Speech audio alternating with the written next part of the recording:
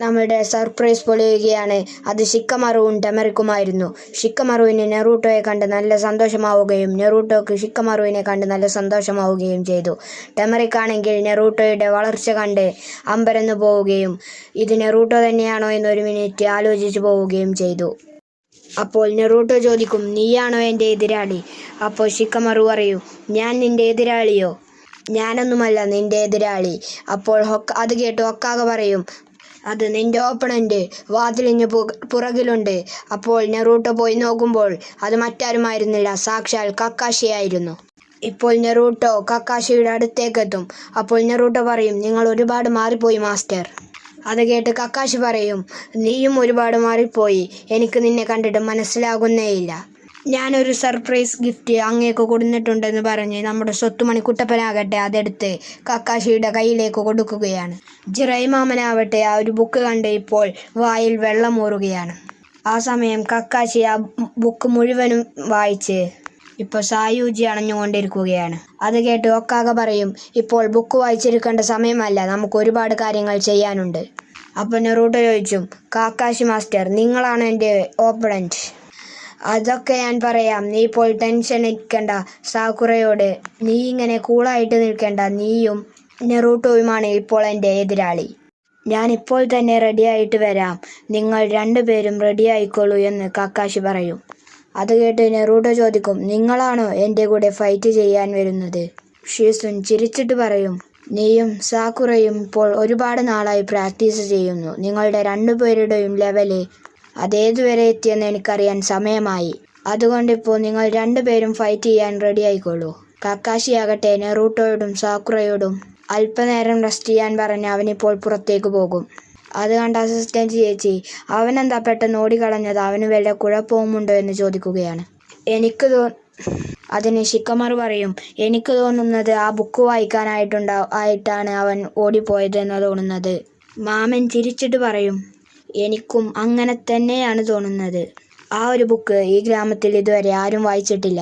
അതുകൊണ്ടായിരിക്കും ഒരുപക്ഷെ കക്കാഷി ഇപ്പോൾ തന്നെ അത് വായിക്കാനായി പോയിട്ടുണ്ടായിരിക്കുക. ഷിക്കമാറു പറയുമ്പോൾ നെറൂട്ടോ ആവട്ടെ അവൻ കടന്ന് ചിരിക്കാൻ തുടങ്ങും. അത് കണ്ട് ഷിക്കമാറു, നീ ആക്ച്വലി സാക്കുറയെ കാണാൻ വന്നതല്ലേ? നിങ്ങൾ രണ്ടുപേരും ഡേറ്റിങ്ങിലല്ലേ എന്ന് ചോദിക്കുമ്പോൾ അത് കേട്ട് നെറൂട്ടോ പറയും, ഞാൻ ആക്ച്വലി ചുനിയൻ എക്സാമിന് വേണ്ടിയിട്ടാണ് ഇവിടെ വന്നത്.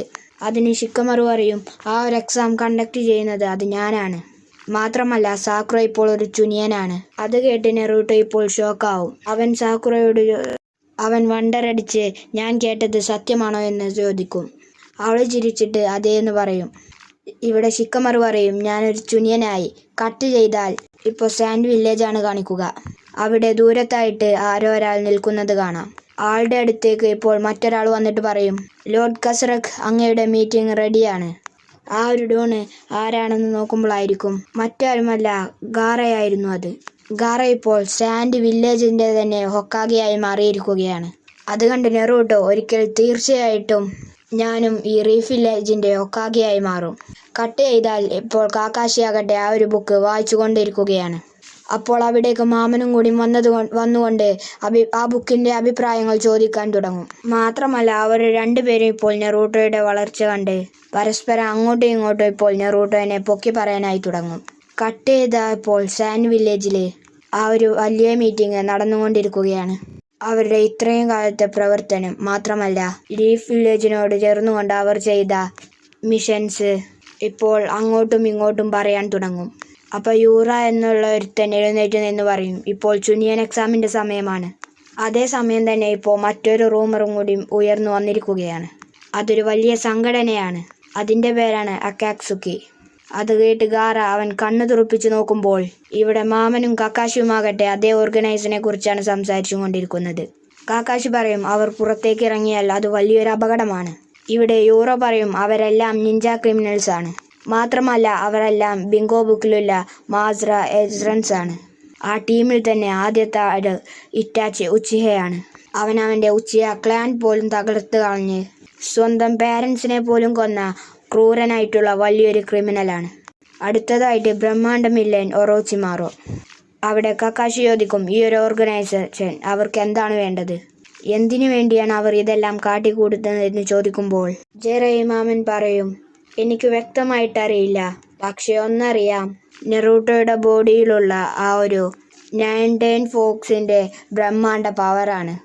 എന്തായാലും വലിയൊരു അപകടമാണ് ഇപ്പോൾ നമ്മുടെ മുന്നിലുള്ളത്.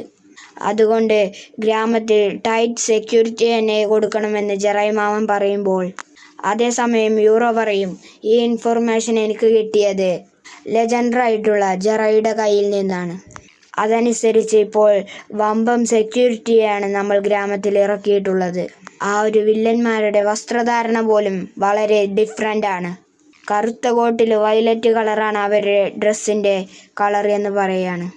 പക്ഷേ ഇതൊക്കെ കേട്ടിട്ടും നമ്മുടെ ഗാരക്ക് മാത്രം ഒരു കുലുക്കവും ഉണ്ടായിരുന്നില്ല. അവർ മീറ്റിംഗ് കഴിഞ്ഞ് ഇപ്പോൾ പുറത്തേക്ക് പോകുമ്പോൾ യൂറോയുടെ അടുത്തേക്ക് മറ്റൊരാൾ വന്ന് പറയും, നിന്റെ ഇൻഫർമേഷനൊക്കെ കറക്റ്റാണ്. നീ ഇത് കണ്ടുപിടിച്ചില്ലായിരുന്നെങ്കിൽ ഇത് ഈ ഗ്രാമത്തിനൊരു വലിയ ആപത്തായി തീർന്നേനെ. ഈ ഒരു ഗ്രൂപ്പിനെ കുറിച്ച് ഞാനും ചില കാര്യങ്ങൾ മുമ്പ് കേട്ടിട്ടുണ്ട്. അതിന് യൂറോ പറയും, ഈ ഒരു ഗ്രാമത്തിന് ഒരു പോറൽ പോലും ഏൽക്കാൻ ഞാൻ സമ്മതിക്കില്ല. എൻ്റെ ജീവൻ കൊടുത്തും ഞാൻ അത് സംരക്ഷിക്കുമെന്ന് പറയുമ്പോൾ അവൻ്റെ മുഖമൊക്കെ ഇരുണ്ടുമൂടി അവൻ പൊട്ടിത്തെറിക്കുന്നത് പോലെ അവനക്ക് കാണപ്പെടും. ആക്ച്വലി ഇപ്പോൾ അവനെ ആരോ കൺട്രോൾ ചെയ്യുകയാണ്.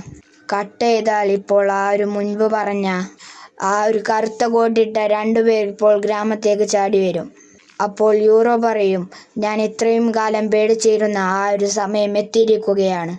ഇവിടെ സീൻ ബ്ലാക്ക് ഔട്ട് ചെയ്താൽ ആ അക്കാസുക്കി ഓർഗനൈസിലുള്ള ആ ഒരു രണ്ടുപേരും സംസാരിച്ചുകൊണ്ട് മുൻപോട്ട് വരികയാണ്.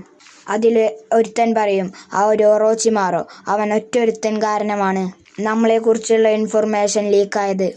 അവൻ പറയും, നീ ഈ സെഞ്ചിയും തൂക്കി പിടിച്ച് ഇതിപ്പോൾ എവിടേക്കാ പോകുന്നേ?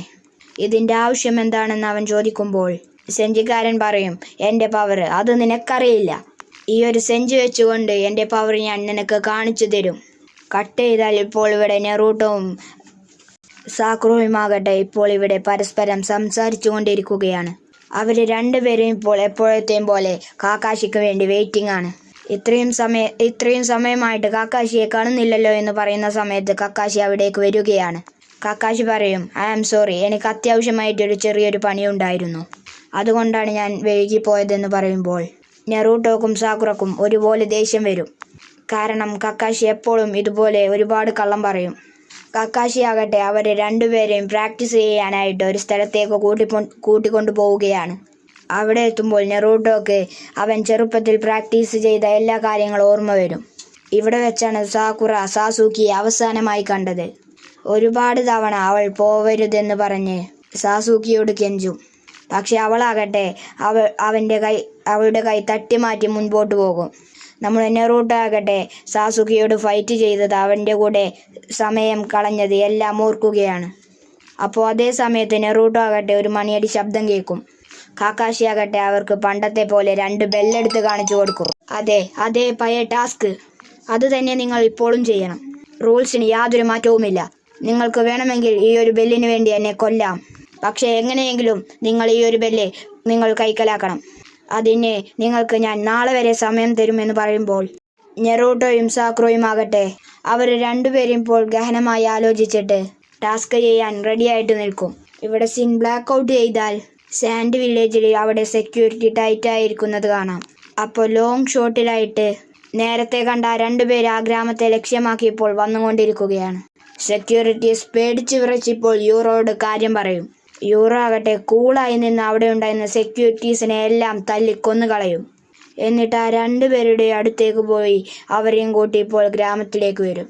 ഇവിടെ സീൻ ബ്ലാക്ക് ഔട്ട് ചെയ്താൽ ജെറൈ മാമൻ, ഹൊക്കാഗെ ആൻറ്റി, അസിസ്റ്റൻ്റ് ചേച്ചി അവരെല്ലാവരും നെറൂട്ടോയുടെയും സാക്കുറോയുടെയും മിഷൻ കാണാൻ വേണ്ടി വെയിറ്റ് ചെയ്തിരിക്കുമ്പോൾ ആ എപ്പിസോഡ് അവിടെ അവസാനിക്കുകയാണ്. നിങ്ങൾക്ക് ഇഷ്ടപ്പെട്ടാൽ ലൈക്ക് ചെയ്യുക, സബ്സ്ക്രൈബ് ചെയ്യുക.